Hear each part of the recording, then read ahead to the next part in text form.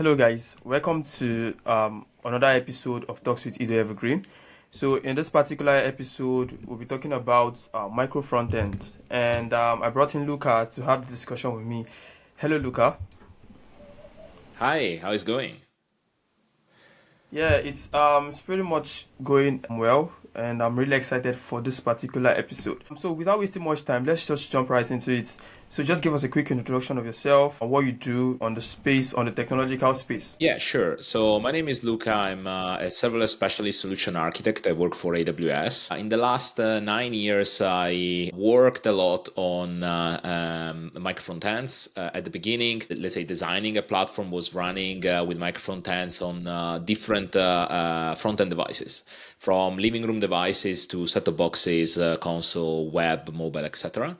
And after that, since when I joined 4 years ago AWS, I started to consult our customers and internal teams to use microfrontends properly inside their workloads, mainly on web or mobile.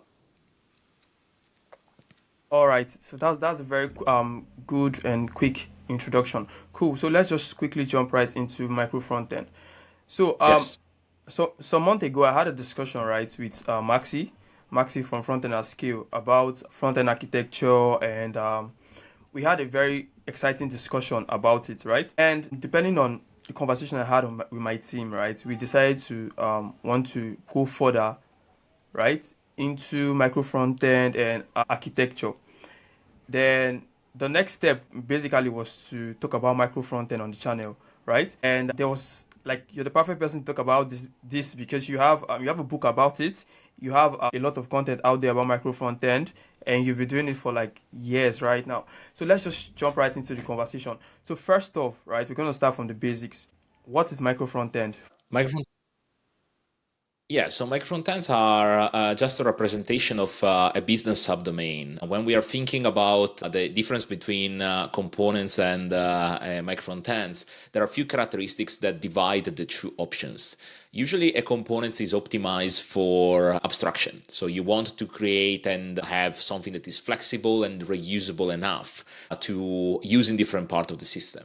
And reusability, for better or worse, is a form of coupling that is not only coming from me, but is also coming from people that have probably more experience than me in software architecture, like Neil Ford, that is the director of architecture in ThoughtWorks. And in reality, when you think about microfrontends, what you want to achieve is having independent teams that can deploy a chunk of the system without, let's say, coordinating every time with other teams. So what you want to do is reduce the external dependencies, and I say reduce and not eliminate. That is a very key word here, where you really want to have a team that is responsible for a chunk of the system, that they became domain expert, and they are capable to take their own decision. That doesn't eliminate the fact that you might have some parts that are shared, but you need to be conscious of what you share and what's not.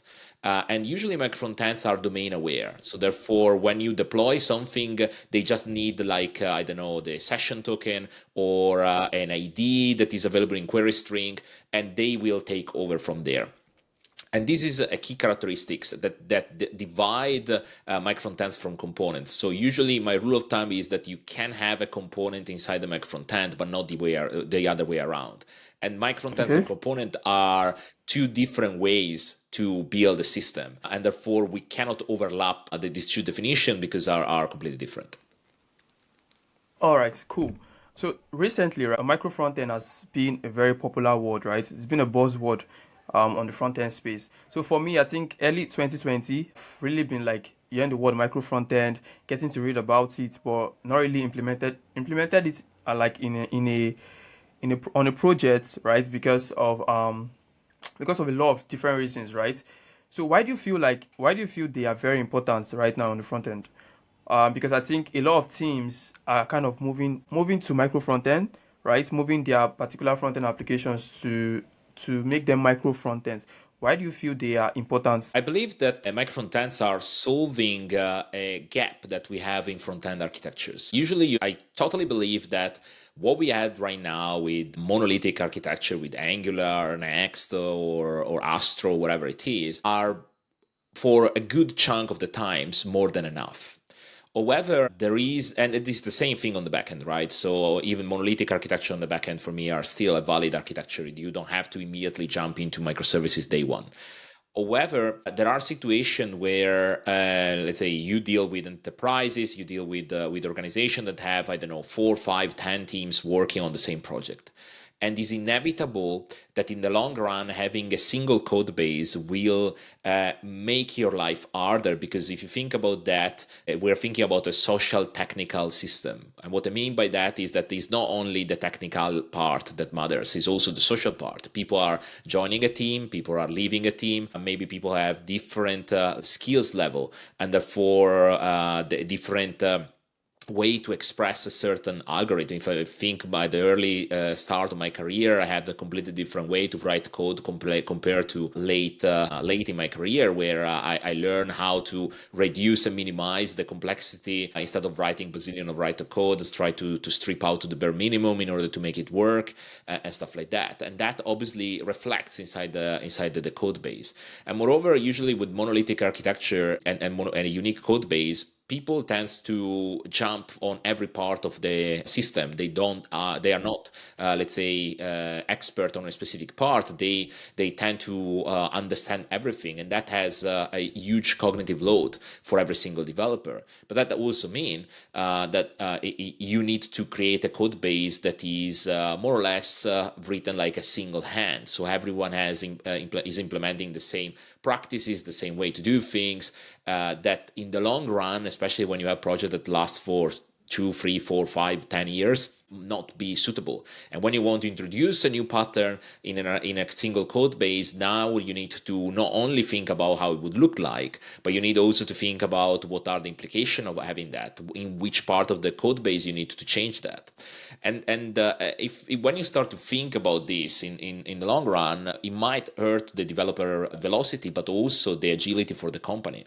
Therefore, what we were looking for back in the days, 9 years ago, I was in this company. It was growing very fast. So moving from 50 people to 3,500 in 18 months.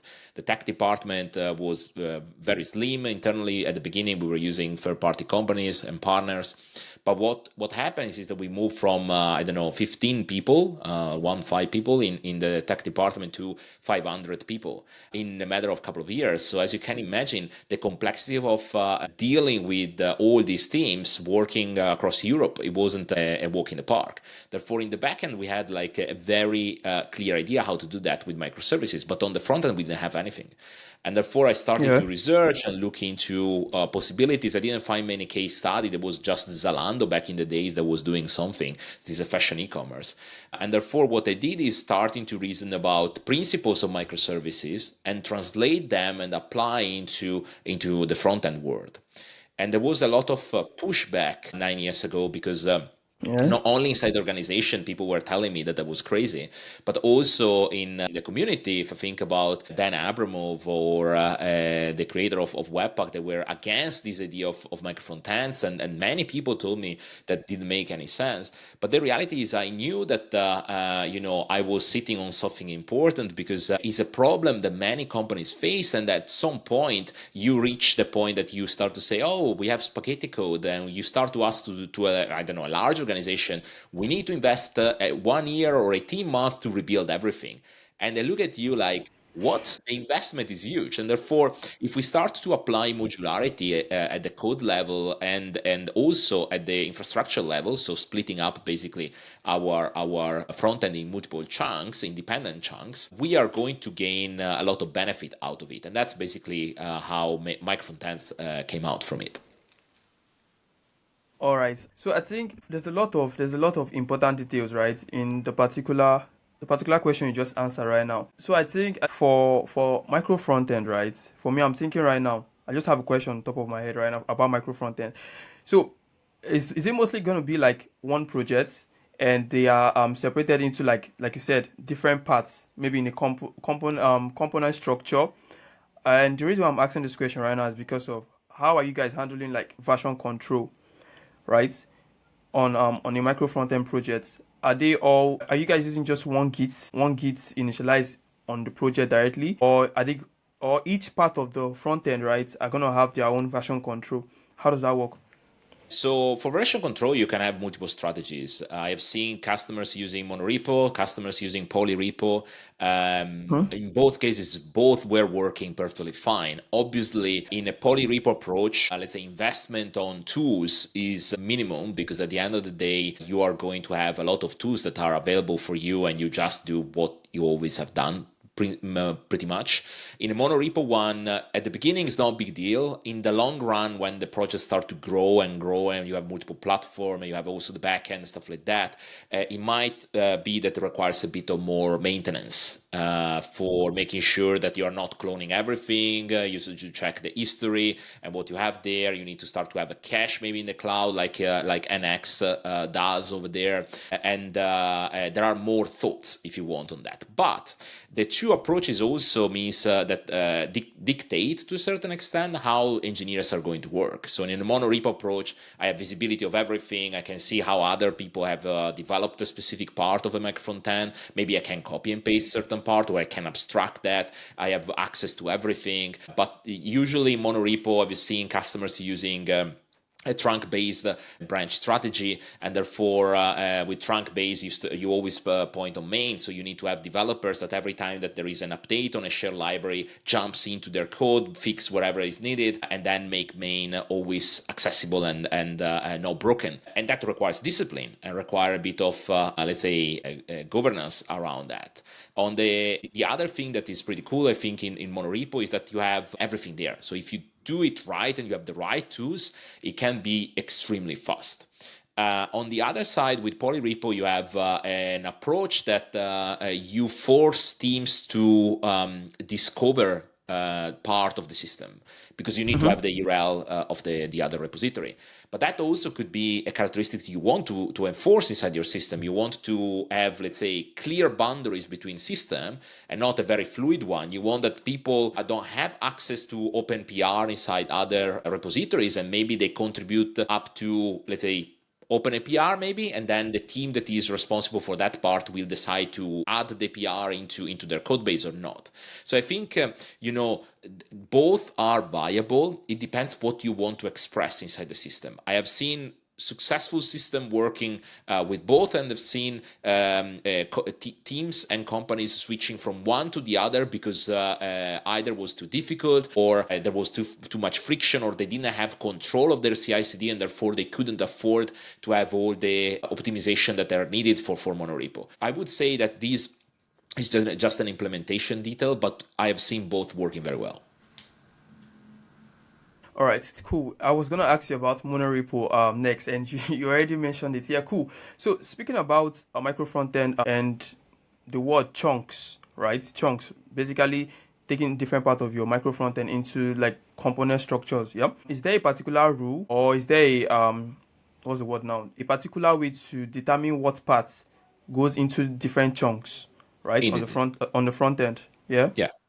Yeah, so I described that at the beginning of my journey in many articles and talks, and I always refer to vertical split and horizontal split. And it's by now a definition that everyone is using in the industry that makes me extremely proud of that, because starting from scratch and creating the vocabulary of an architecture is probably one of the most difficult things I have done in my career. And seeing that, let's say, used by everyone in the world is great. So the idea of microfrontends is that usually it's like microservices. How micro is a microservice? So there is no answer. You cannot say is 500 lines of code a microservice, or is 1,000 lines of code a microservice. It's the same thing for frontend. That depends what you need to have. Maybe there are some parts that has let's say a higher investment of building a specific part of the UI, but then is slowing down in the long term, that you just need to keep the lights on. Classic example that I have is the help area of a website or FAQ area of a website.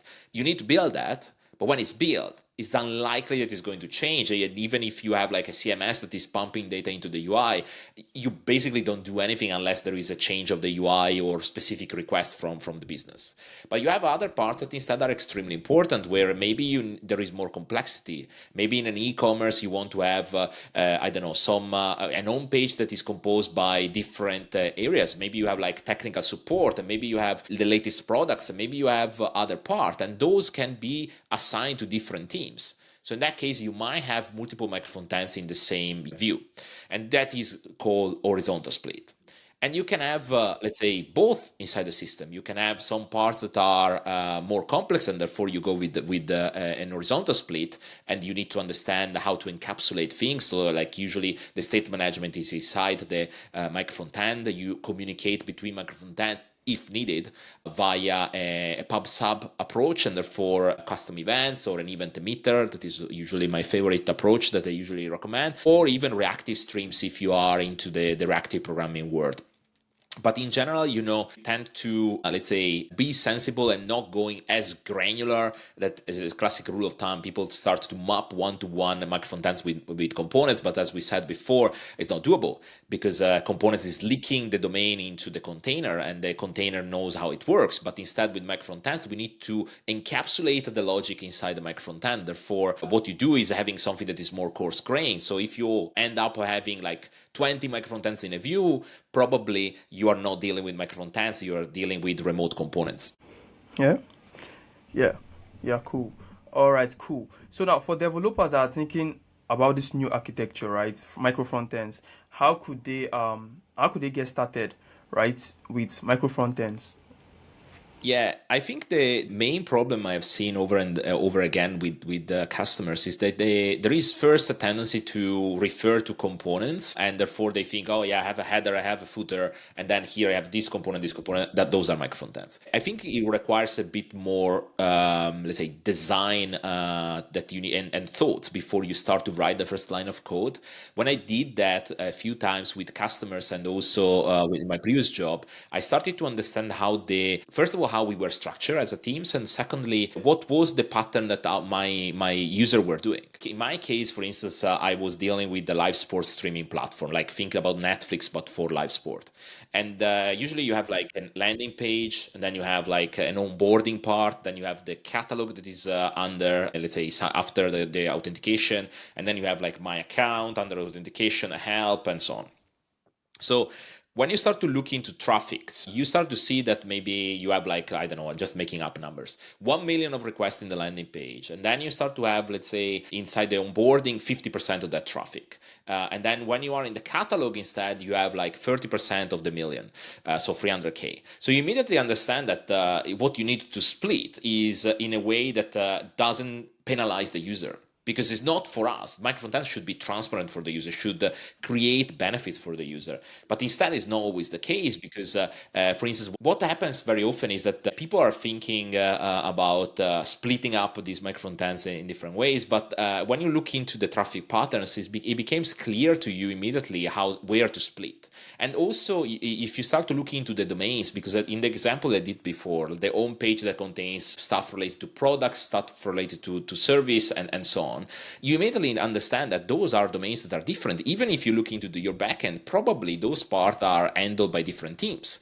And therefore, you start to look into, oh, okay, so maybe I can split these things following the lines of my organization and following the line of, let's say, how our users are dealing with. And when you start to look into this approach, then you can start to think about, okay, what we can abstract. And I found myself in a situation where, for instance, we have a very complex component that was the video player, that by itself is pretty much useless if it doesn't understand how the system works. Therefore, we needed to expose a bunch of abstraction in order to be reusable across multiple microfrontends. Like what is the video ID that needs to load, what is the I don't know, country, and other parameters that we wanted to expose. So that was a classic component that we decided to externalize because of the complexity of the video player for live streaming in different browser and devices. So we have two teams dealing with that. And the beauty of this approach was that at some point we realized we couldn't handle everything at the compile time or build time.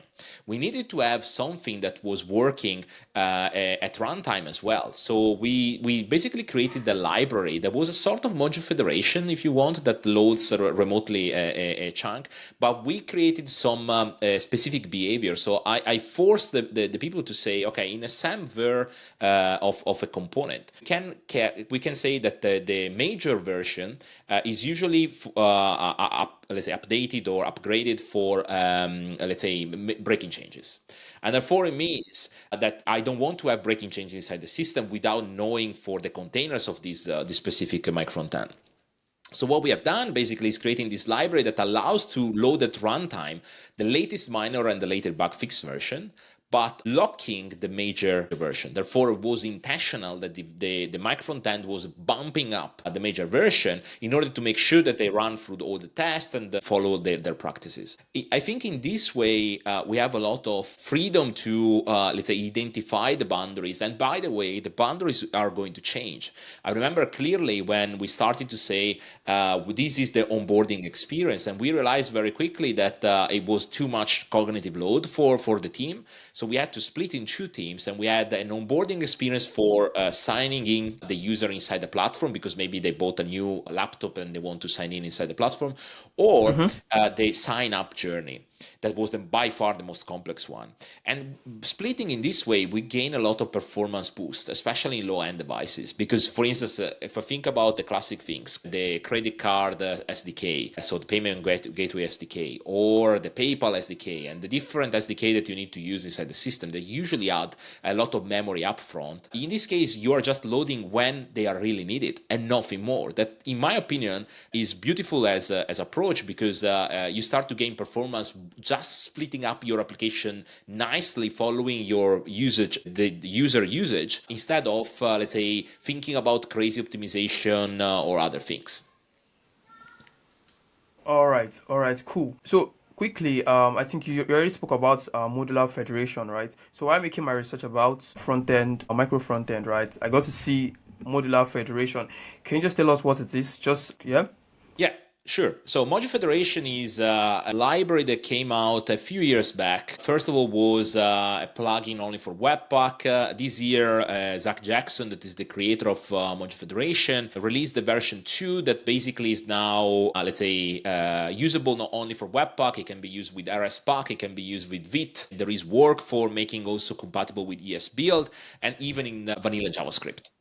And that is great, because that means we can use this let's say approach for several things. What the Module Federation does, that is not strictly related to Microfrontends, by the way, it can be used also in other situations, as in a session that I had in my podcast with Zach, we were discussing about that. Basically, what Module Federation solves is the problem of dependencies management. So if two modules need the same dependency, we load just once. That's perfect for Microfrontends, but also enables you to remotely fetch a module, JavaScript module, and bundle with wherever bundler you want, and load into the main application. I did several experimentation, even in Lambda function in AWS, that is our compute offering, completely serverless, and I can do easily also with that is beautiful, because if you think about that, it means that if I have a common library, like a login library I want to use in APIs, and I want to reload on the fly for all the Lambda functions, I don't have to redeploy all of them. I just upload in one place, maybe an S3 bucket or whatever it is, and then all of them will next iteration we pick them up. That I think is super cool, especially if you are careful with API control and the breaking changes. And Module Federation is becoming nowadays very popular, especially in large organizations, mainly because it simplifies, especially on client-side rendering, a lot of the complexity that you need to use for implementing microfrontends. However, for server-side rendering, it's slightly more complicated, because in server-side rendering, there are more things involved, and that depends from your security posture, depends from the way how you are, let's say, loading these chunks inside your container, inside your application shell. So it's, let's put it that way, slightly more complicated. Module Federation, I think, is very well used, and many companies are using that. It's not the only option, but I think it's solving very elegantly the dependency management. But moreover, the other thing that I really like is that it's transparent for your development. So you can put it inside because for me, I have this mantra that every single tool for Microfrontend should be transparent for the users, for the developers. In terms that if I have a way to work, I just want to add one thing and it will plug into my flow. I don't want to change the way how I'm working because of this thing. Obviously, it's inevitable that certain things will change in the way how you think, in your mindset, or whatever. But in the development, I would like to use the same tool I was using before. So that is, for me, a key thing, and the thing Module Federation for client-side rendering does that extremely well. All right, cool. So let's quickly jump into tools and libraries, right, with micro frontend. So are they tools, are they libraries or framework that are particularly helpful for developers trying to move their code bases to micro frontend or trying to adapt this particular architecture? Sure. So, I believe for client-side rendering, the two that I've seen more often used worldwide are single SPA and Module Federation. There are also a few implementation of web components and use them as, let's say, container for wrapping up everything inside there. There is a couple of customers that I followed that are using, let's say, this approach that is completely native and solves many of the challenges Microfrontend has. But I have also seen that sometimes they struggle with the idea that is a web component, and therefore the line between web components and Microfrontend start to become a bit blur for developers. They might risk to leak too much domain outside the web component and becomes a problem. I think in the future we are going to see more standards coming in, like with import maps and let's say the possibility to append simply a script tag and load an ES module in the browser. But that will anyway create some complexity on handling the dependency. So you will need to build. So in the composition phase, great, but on the dependency management, you will have some challenges unless something else will come out. But I have to also to say that if you don't have, let's say, many library that are peculiar for a specific things, and then you might risk that you have, let's say, not many to load. You can just stack like a CDN for loading React, Angular, whatever it is, and maybe the other libraries won't have a direct impact inside your code. You can bake it inside your main microfrontend, and off you go. So you could be good to go. But again, it depends on the caching strategy that you have. If you're using a CDN, what kind of cache control you have, if you're caching on the device, if you're caching on the cloud, or whatever it is. So there are a few thought that you need to think about, and that also leads to another key point that I would like to say very loudly here, because I think very often is ignored. We are often used to say that we are designing our front-end application and architecture or design application, our front-end application. But the reality is very often we rely on libraries that are already, let's say, created and chosen by us, others, and the patterns and the implementation are chosen by others. For us, it's just literally saying, I stitch together these 3, 4, 5, 10 libraries, and we create the glue. And we create the business logic. Microfrontends is a completely different approach. You really need to architect. You really need to think about the cascade effect of your decision into teams, into the organization, into the engineering culture, and so on and so forth.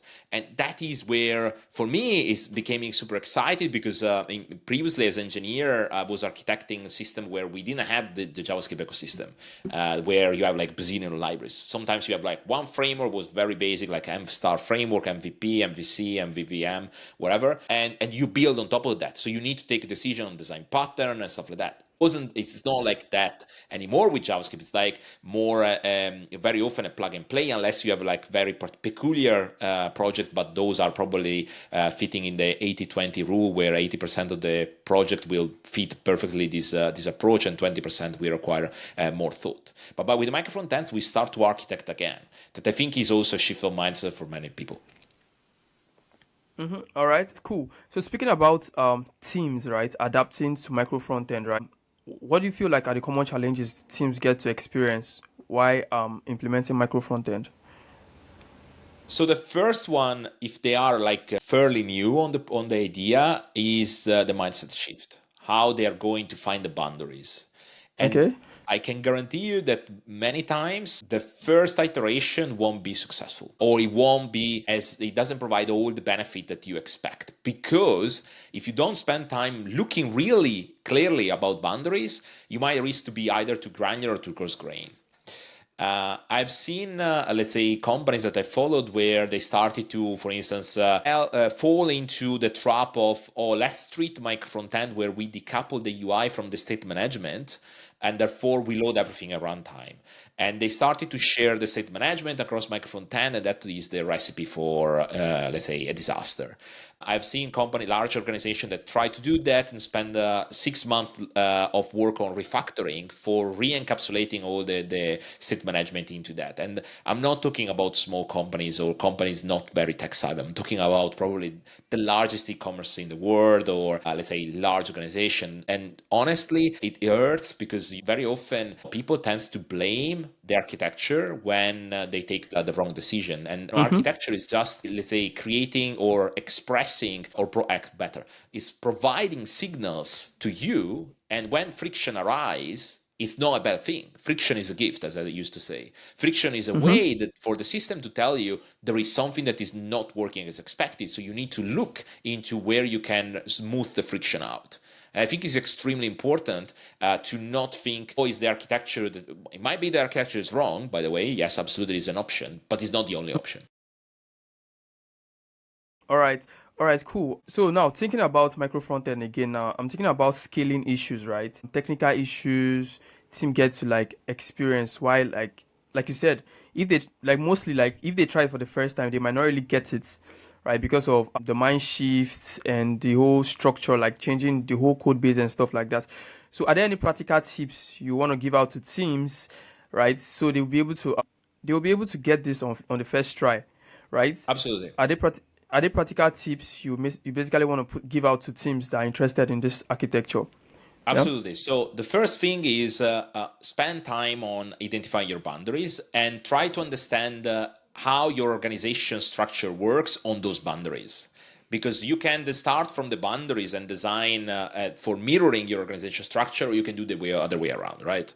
The second thing is don't go too granular straight away. It's by far easier splitting up a coarse grain microfrontend more than taking two microfrontends and merging them. Because vast majority of the time, I can guarantee you that developers will start to say, this code, I didn't write this code, this spaghetti code I write from scratch is faster.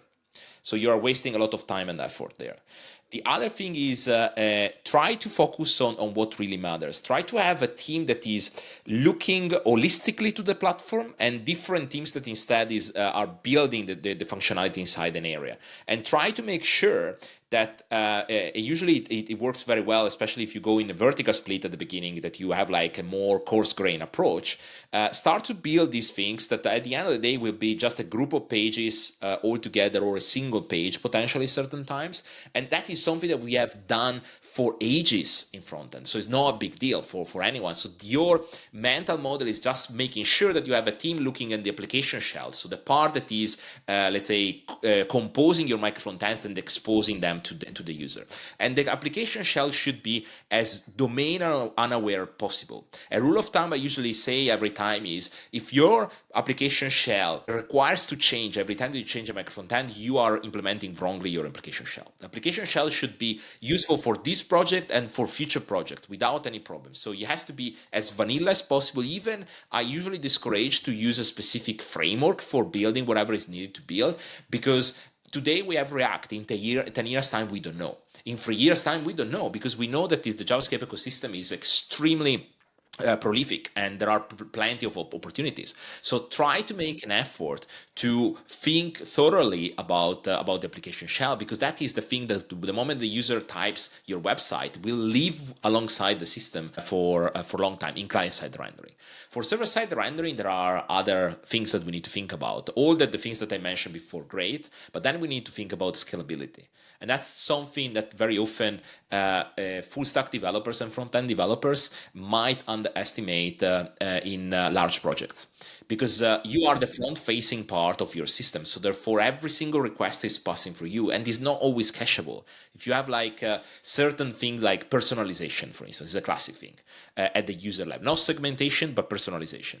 In that case, when you have a request, my recommendation is don't scale the entire fleet of server-side of your cluster or Lambda function, whatever it is that you're using for, let's say, for a specific feature. Render everything that is cacheable, use a CDN in front of that, and then make a call for the personalization. So the only thing that you need to really scale is the API for personalization. And in this way, your system becomes cheaper for sure, because the cost is not going to be extremely high, but also it's extremely easy because you don't have to scale the entire front facing part for the pinnacle of your request, or the maximum peak. That is when you have a request on personalization, but you just atomically leverage distributed system and scale one part while the rest is highly cacheable inside the CDN. Those are usually a few recommendations that I have. All right, all right. Amazing tips. Yeah, cool. So thinking about it, are there any best scenario, right, where micro frontend won't be the best option for a team? Usually, what I've seen is when you have like an organization that has, I would say, from five teams onwards working on the same project, is usually it start to think about that. Even in multi-tenancy project, is with small team, I've seen like a great success with Microfrontends. An example was a company in Canada that I followed 6 years ago, 5 years ago, where they had this software for creating like digital tills for restaurants. So you just go on an iPad and say, okay, this is the table, this is the thing. And they realized that they have like 80% of the modules that were identical across all the different restaurants, but there was 20% that needed to be customized. So they started to leverage Microfrontends in order to just focus on the customization and potentially have all the rest identical. So they can deploy everything independently. They could deploy without the need of retesting the entire application. That is another big perk of Microfrontends. And they have seen an acceleration of delivery with a team of, I think we were 10 people overall, just because they were using this approach. That, in my opinion, is a smart way to use Microfrontends. Now, it's obvious that Microfrontends are not meant for everything. There are situations like, for instance, you're building a website for an event. You know that the event will, I don't know, will be in 10 months, it will be gone. So you need to start from scratch again. Do you really want to build a system complicated with all the complexity around Microfrontends for that? Probably not. Yeah. Yes. So you need to think about basically your context for really understand, okay, so do I need to keep, for instance, there was a big e-commerce, cannot say the name, but big e-commerce that work in the sport industry. And their logic is, we build now with Microfrontends because this e-commerce we need to stand for the next 7-8 years. And if you are, let's say, an outlook like that, then probably the investment that you make today, it will, let's say, the return of investment will come very, very early. Yesterday, literally, I had a customer that followed another e-commerce in UK that they calculated that the revenue for organic SEO that they gain using Microfrontends is roughly 1.5 million of dollars. Just because they released Microfrontends before Black Friday and the organic SEO started to, let's say, kicks in.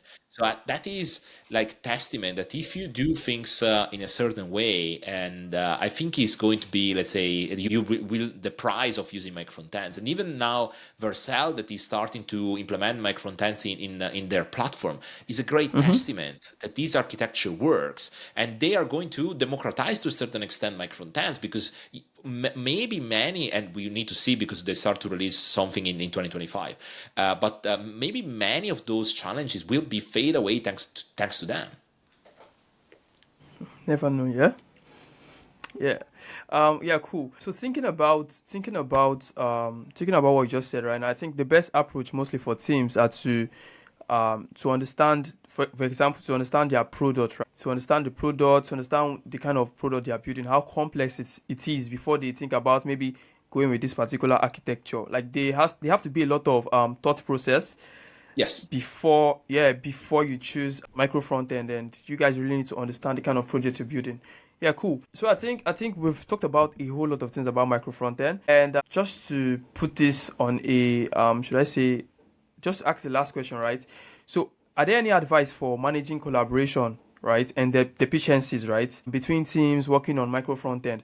So like, let me try to expand the question, right? So like, we have different teams, like you mentioned, right? Let's say, for example, 10 different teams working on a particular product on the front end. Are there any advice on managing the collaboration between them? Because they have to be a very good sync collaboration, right, for this project to work, for them to adapt micro front end. So are there any advice for such teams? Yep. Sure. So there are different dimensions we need to think about. So first of all, if you find yourself that you now have more external dependencies, probably you screw up the boundaries. So that is not, let's say, an advice. So with microfrontends, in theory, for the majority of your time, not all of your time, but the majority of your time, you work inside your team. And that's great because you define the boundary once, you define the API that are coming in and out, the events are coming in and out, depends on what, if you're using server-side or client-side rendering, and you're good to go. However, as you said, we need to support these teams properly. And one thing is that for me, at least in every single company I work for, is inevitable. There must be an investment on automations. That is not only CI/CD. But for instance, we were doing things like so you open a PR inside a branch and then you want to merge into main. We created a webhook that basically allowed us to build on quickly your microfrontend and check the size of your microfrontend. And we assign budget size for every single microfrontend. So we could say you are 30% bigger than your assigned size. So probably you added for laziness or for whatever other reason, new libraries. You don't merge into main till you explain why you're doing that to a principal engineer. So you are basically leveraging automation for expressing architecture characteristics inside your system. Similarly, we were doing things like, for instance, if you want to update a library like the design system across all the microfrontends, is a pain doing that manually. So you can use, for instance, Dependabot and decide how harsh you want to be with your teams. You can just send a digest at the end of the week and say, oh, by the way, this library are outdated. Or you can say, oh, you have a PR overnight, you open a PR for that, and you say, by the way, you need to merge that, otherwise you don't continue. So there are a lot of these common parts that you need to understand and nail, because that will facilitate your communication. And the other dimension that I want to talk about is that this is like the technical dimension, but there is also social dimension that is related on how I share best practices. For instance, what I designed back in the days was, first of all, we decided to have a single UI library and a single state management for the entire system. And that is usually something that I highly recommend, because microfrontends are not a playground for developers that they can use whatever they want. We need to think about users. We need to think about the performance of the applications. And we have some benefit with microfrontends, but we cannot, let's say, forget about all the best practices we have learned in the past with single-page application and server-side monolith. Now, the things that we were doing is also a community of practice. So developers in the same, let's say, layer of the application were talking together, despite they were working on different teams, once a month, twice per month, up to you. But there was interesting because, for instance, we give the freedom to use whatever packager they want to use. We created some libraries with Webpack. Other teams decided to go with Rollup, and they had to create their own library and maintain that. That was absolutely fine. But the interesting fact over there was that they started to share Rollup. We are doing this optimization, and the guys that were using Webpack said, super interesting, how can we do that in Webpack? So there was cross-contamination doing these things. And even when we were using React and the Mobx State 3 into the system. In React, for instance, there was a new version of React that we said, okay, we want to try that and see if it solves a specific problem. One team took the alpha or the beta, I don't remember, but one of the two, and they deployed that in production. We started to see the behavior, we started to see if it was fixing the problem, and then we started to understand how to roll out that across all the teams. So there are a lot of benefit that you have out from the community of practice and having teams working together. And then the last part of this is like creating a layer that usually for me are the principal engineers or staff engineers, as you want to call that are looking holistically on the platform. What are the performance? What you are struggling with? What are the cross-cutting concerns? How how you introduce the observability? Is it Sentry? Is it LogRocket? Is whatever it is? How you implement that? Are the developers following these practices? Do they have enough visibility? All these questions should be owned by a community or a fixed team. Depends how big is your company and if you can afford with that. But even with the virtual team of principal engineers, have an agenda of things that are doing and are looking holistically into the system to make sure that everything works well. If you combine microfrontends with these governance practices, I can guarantee you that you will succeed. Amazing, amazing. So I think one key takeaway from this right now for me is when it comes to micro front end, right? They, like you said, the principal engineers on the team have to always monitor the platform, right? They have to monitor the platform for changes, for performance, for scalability issue. Like it's micro front end isn't just like a particular architecture where you just adapt and maybe say, okay, we are done with this. We don't need to do this anymore. Like we are done with changing this particular application to micro frontend, but like it's something that is continuous, right? It's a continuous structure Absolutely. because you always have to monitor the structure, always have to monitor what's changing, always, like you said, trying to monitor every PRU if it's bigger than the size of the particular plan for the Microfrontend. particular team. Yeah, for the micro front end. Yeah, so that's really really amazing, and I hope a lot of teams will get to like adapt right to micro front end in the coming future because it has a lot of potentials and it's really amazing. Yeah, Absolutely. I think we've come to the end of this particular episode. Luca, thank you for doing this, coming on the channel to talk about micro Thank you front for end. the invite. See you guys in the next one. Bye guys. Bye bye.